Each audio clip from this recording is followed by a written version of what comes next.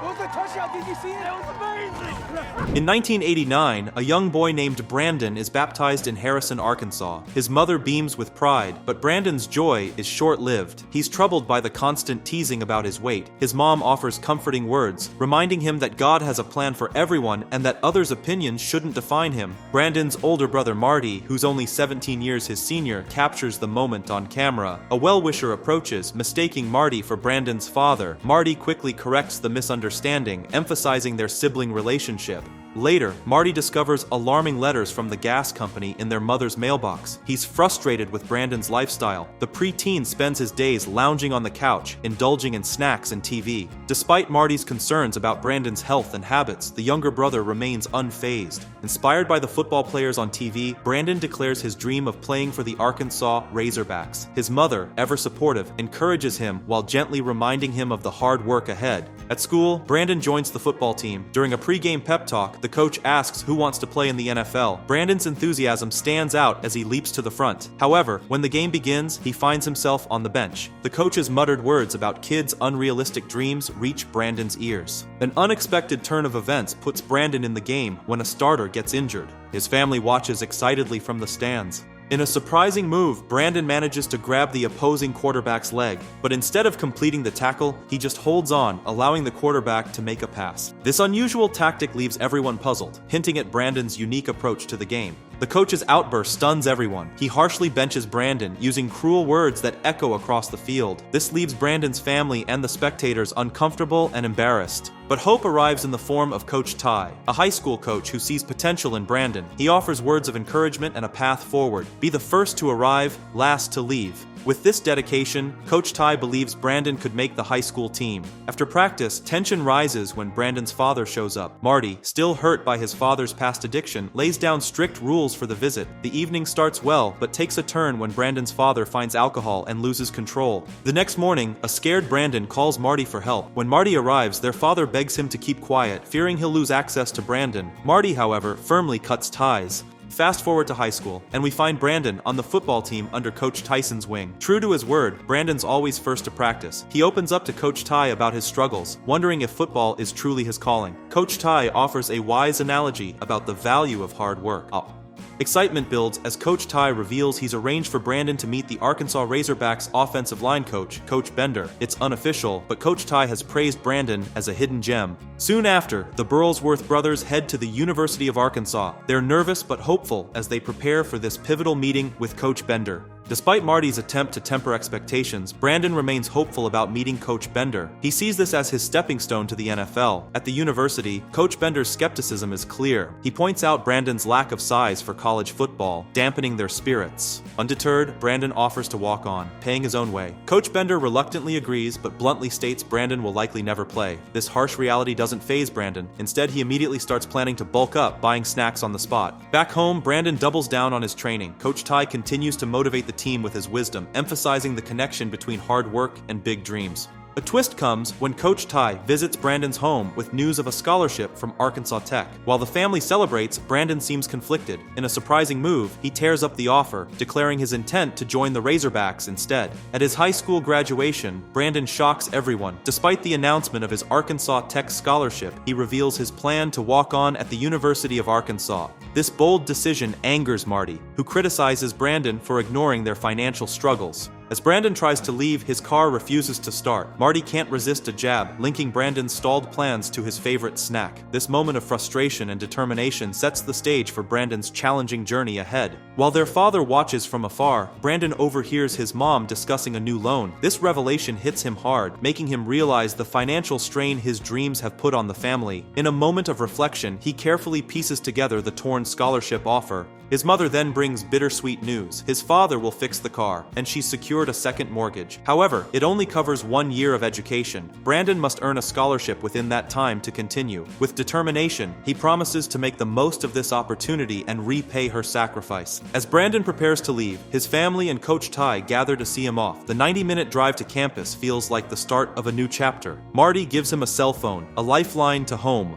Arriving at his dream campus, Brandon faces immediate challenges. Other new players mock his size. He's now 330 lbs, far heavier than Coach Bender had intended when he said Brandon wasn't big enough. The coach is shocked by Brandon's drastic weight gain. Coach Bender introduces a policy that highlights the divide between scholarship players and walk-ons. Brandon, as a walk-on, must run errands for scholarship players and use separate locker rooms. This system immediately puts him at a disadvantage. When reviewing Brandon's player information, Coach Bender notices the absence of a father figure. This small detail hints at the personal struggles Brandon carries with him, adding depth to his determination to succeed against the odds. Coach Bender's puzzled reaction to Brandon's missing father information adds another layer to Brandon's complex situation. During a tough training session, Brandon's excess weight hampers his performance, making him a target for his teammates' jokes. Despite this, Coach Bender notices Brandon's unwavering effort. After practice, Coach Bender gathers the team to share a crucial insight. Football isn't just about raw strength and size, but mastering footwork.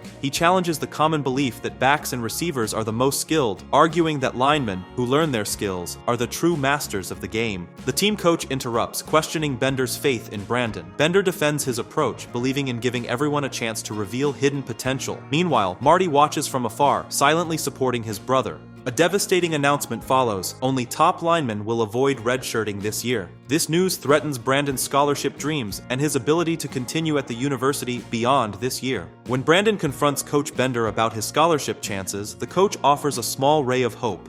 If Brandon keeps pushing, he might dress for the final game, but spring evaluations will be crucial. That evening, Brandon faces more social challenges. His teammates mockingly invite him to a party, teasing him about his clean living habits and tidy nature. This moment highlights Brandon's isolation within the team and his commitment to his goals, even in the face of ridicule. Overhearing his teammates mock his habits and close relationship with his mother, Brandon is deeply hurt. They call him a mama's boy and compare him unfavorably to robots, highlighting his rigid schedule and perceived lack of coolness. Stung by these comments, Brandon decides to meet his mother halfway home. He confides in her about his scholarship struggles, but she remains optimistic, focusing on the potential for memorable photos if he dresses for the final game. Her parting words remind him to stay safe and pray daily, showcasing their close bond. During practice, Brandon surprises everyone by tackling a scholarship player. Coach Bender publicly scolds him, worried about injuring a key player and questioning Brandon's place on the team. However, he also criticizes the scholarship player for being outperformed by a walk-on.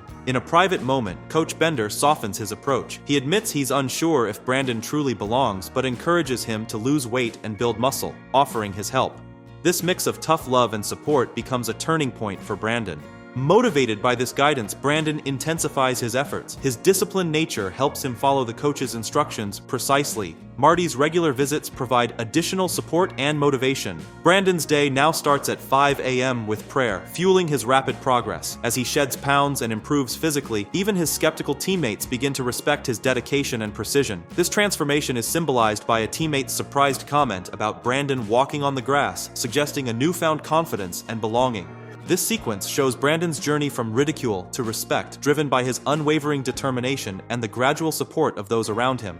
On a rainy day, the head coach witnesses Brandon's unwavering dedication, realizing he had misjudged him. Brandon's hard work pays off as he surpasses his teammates in various exercises, finally reaching his target weight. Coach Bender's proud reaction marks this significant milestone. During a pivotal practice session, Brandon faces off against Nathan, a top scholarship player. Despite Coach Bender's low expectations, Brandon shocks everyone by easily overpowering Nathan twice. This display catches the attention of the head coach, who regretfully mentions they've reached their scholarship limit. That evening, Brandon's social life takes an unexpected turn when his roommate Grant invites him out. Hesitant at first, Brandon agrees, finding a group including girls waiting in his room. Grant reassures the nervous Brandon that it's just a casual hangout.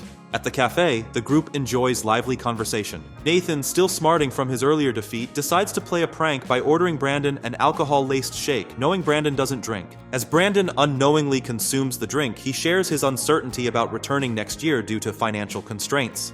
His genuine gratitude for the memories with his teammates makes Nathan regret his prank. The prank is exposed when a waitress mentions they're not serving more alcohol, leaving the group, especially Nathan, to face the consequences of their actions.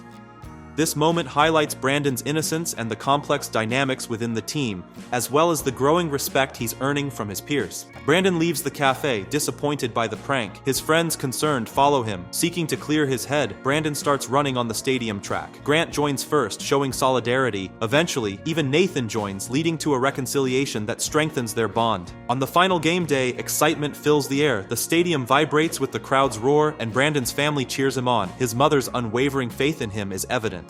After the game, Grant solemnly tells Brandon to clean out his locker and meet Coach Bender. This turns out to be a surprise. Brandon has earned a scholarship locker. Overjoyed, he calls home with the news, and his teammates break into celebratory song. Fast forward to 1997, during a crucial match against Florida. Brandon suddenly experiences blurred vision, affecting his performance. He mistakenly blocks the wrong player, contributing to the team's loss. In the post-game press conference, as reporters bombard the quarterback with questions about the poor performance, Brandon steps up. He takes responsibility for the loss, explaining his mistake and praising the quarterback's skills. This moment showcases Brandon's integrity and team spirit. Privately, Brandon informs the coach about his vision problems, hinting at a potentially serious issue. As Brandon returns to the locker room, his thick-rimmed glasses catch everyone's eye. His teammates can't help but tease him, dubbing him Clark Kent. But Brandon's not fazed. He grins and says, "Hey, looking good means playing good." The next game gets intense. The team's struggling and the quarterback's losing his cool. That's when Brandon steps up. He's not just a player, he's a leader. He calms the QB down, showing he's got grit and grace under fire. After a tough match, Coach Bender pulls Brandon aside. The news hits hard. Brandon's dad's in the hospital, lung cancer. He's lost his sight. Brandon's first instinct, keep practicing. But Coach Bender gently reminds him, football's just a game, family comes first. Taking the advice to heart, Brandon and Marty visit their dad. It's emotional. Their father opens up, sharing regrets and asking Brandon to look after mom. The brothers pray together, and then their dad's gone. Things aren't looking up for the Arkansas Razorbacks either. Loss after loss, the fans are furious. They're chucking trash at the players. It's ugly out there. The university's not happy. They're shaking things up. New head coach, rebuilding the whole team. Brandon's worried. He turns to Coach Bender. What about my NFL dreams? Bender's honest. It's tough. Really tough. Less than 2% make it. Brandon thinks his best is enough, but Bender sets him straight. Football's a team game, and scouts, they're watching the winners. Determined, Brandon's at the training ground after hours. That's where the new coach finds him. What happens next? Well, that's a whole new ball game. Brandon's not giving up without a fight. He goes to the new coach, pleading his case. Rebuilding could wreck our careers, he argues. The coach gets real, sharing his own worries. If the team flops, he's out of a job. But Brandon's passion strikes a chord. The coach makes a deal, work harder, and the team stays intact. Suddenly, Brandon's on a mission. He grabs everyone's gear and drops a bombshell. We're not going home, not until Friday. His teammates are stunned. What are you up to, Brandon? But he's already got a plan brewing. The gang heads to their summer spot, only to find some not-so-friendly neighbors. Great, you guys are gonna ruin this place too, the haters grumble. Brandon doesn't miss a beat. Ignore them. Tomorrow, we grind. At the crack of dawn, 3 a.m., Brandon's got everyone up and working out. His fire's catching. Even reluctant Lucas can't resist for long. Come on, Lucas. Linebacker material right here. No way, I'm a receiver. But he's out there with the rest of them. As the summer rolls on, something magical happens. The haters, they're changing their tune. Hey, these guys might actually be good this year. The coaches are floored by the team's transformation. The head coach can't help but praise Brandon's leadership. Word spreads. Suddenly, 57 walk-ons want in on this reinvented team. It's a whole new ball game. The season opener against Alabama, it's electric. The Razorbacks are on fire. Poor Marty almost misses capturing it all. Thank goodness for his brother's timely reminder about the camera lens. After crushing Alabama, it's celebration time. Your son's something special, folks tell Brandon's dad. The team's new tradition, a victory snap in front of the scoreboard. But Brandon's not just about football anymore. He's got his teammates praying together every night. It's more than a team now, it's a brotherhood. Coach Burl coins a catchy phrase, Burl's way taught to describe grit and determination. One day, a blocked sidewalk tests Brandon's principles. His friends expect him to cave and step on the grass, but Brandon stays true to his path. What's he gonna do? They wonder. That's my boy! The coach beams proudly. Soon, the whole team joins Brandon in prayer at Coach Bender's place. Brandon's star begins to rise, and even the skeptics start cheering for the team. At every game, kids show up wearing thick glasses, mimicking their new hero. The team's popularity skyrockets with each victory, always captured in front of the scoreboard. After one game, reporters swarm Brandon, peppering him with questions about the upcoming final against their toughest rival. His buddies wait for the usual photo op, but the interview drags on. They head to the showers only to have Brandon burst in, insisting they don their dirty uniforms for the picture. "Alright guys, say cheese," he grins. The Arkansas Razorbacks' journey that year becomes the stuff of sports legend, with Brandon at the center of it all. It's hailed as the greatest walk-on story in college football history. But finally, November 14th, 1998 arrives, the big showdown with Tennessee. The game is a nail-biter, with the score razor thin. Brandon pulls off a perfect takedown, then offers a hand to help up his opponent. The scoreboard reads Arkansas 24, Tennessee 22. The excitement is palpable. During Tennessee's drive, a Razorback intercepts the ball. The team's on cloud 9, thinking victory is in the bag. All they need to do is run out the clock. As they prep for the celebratory Gatorade shower, disaster strikes. The quarterback trips over Brandon and fumbles. In a shocking turn, Tennessee snatches the win. After the heartbreaking loss, Brandon seeks out the quarterback. He insists on telling the press the truth about the fumble, not wanting Clint to shoulder the blame, but Clint brushes it off. "It wasn't your fault, Burls. Falling's part of the game. Doesn't give me a free pass to drop the ball." Coach Ty approaches Brandon with a heartfelt moment. "Hey Brandon, have I told you lately that I love you?" Brandon smiles. "No, coach, you haven't." Ty's response is simple but powerful. "Well, I do." That weekend, Brandon's family gathering is filled with warmth. His mom offers comfort after their goodbyes. Suddenly, the radio crackles with exciting news. Brandon Burlsworth has been named first-team All-American. The Indianapolis Colts quickly snatch up Brandon. His brother teases, "Better order a truckload of those ugly glasses." Brandon grins. "I think they're pretty cool." His brother admits, "Yeah, they do look better on you." At the Colts minicamp, Brandon's intense work ethic ruffles some feathers. "Chill out, man," a teammate grumbles. Brandon's reply is pure Burl. "I didn't hear the whistle." Surprisingly, Brandon's named a starter right off the bat. It's a strange feeling. For once, something comes easily. His coach reminds him, "It took me seconds to name you starter, but it was years of your hard work that made it happen." Back in Arkansas, Brandon visits his old team. He's invited to the ring ceremony, but declines, honoring a promise to take his mom to church. He confides in his coach, "I used to miss home when I first got here. Now I'll miss this place and you guys, my new family." Later, Marty tries calling Brandon, but gets no answer. An uneasy feeling creeps in. He rushes to his mother's house, only to find police cars outside. His mother's heart-wrenching cries pierce the air. The unthinkable has happened. Brandon's been in a fatal accident. For a moment, Marty's world stops spinning. Everything feels surreal, until his mother's anguished scream snaps him back. None of them ever imagined losing Brandon so soon, at just 22, right after achieving his NFL dream. The news breaks, shattering hearts everywhere. The Brandon Burlsworth story was unfolding like a fairy tale, but yesterday afternoon, Burlsworth died in an auto accident. Police say Burlsworth's Subaru crossed the center line and was hit by a semi. At Brandon's funeral, a man approaches Marty, his faith shaken. Brandon was kind, hard-working. He never got to enjoy his success, he laments. Wasn't he about to sign? Could have set his mom up for life. Honor thy father and mother. Isn't that a commandment? Is God breaking his own rules now? Angered, Marty chases him away. Later, Marty opens up to his mother. Why would God take Brandon now? He worked so hard, was so close to success. His mother, though grieving, responds with unwavering faith. We're too small to see God's bigger picture, but there's purpose in everything. She reminds him, remember those glasses Brandon hated? Turned out to be a blessing, made him stand out. Marty's gaze falls on a flower arrangement spelling, "We trust" on the field. This sight helps him grasp his mother's words, inspiring him to carry on Brandon's legacy. Since 1999, Marty's been running the Brandon Burlsworth football camps, teaching Brandon's core values, faith, family, academics, and football. The University of Arkansas now offers 18 Burlsworth academic scholarships yearly, plus one for the top walk-on player. The Brandon Burlsworth Foundation provides free care to thousands of underprivileged kids, even giving them tickets to every Razorbacks and Colts home game. In 2010, the Burlsworth Trophy was born, honoring America's most outstanding former walk-on player each year. Brandon's locker, encased in glass since 1999, stands as a daily reminder to Razorback players. It's a testament to Brandon's enduring impact, a symbol of hard work, determination, and the power of believing in yourself against all odds.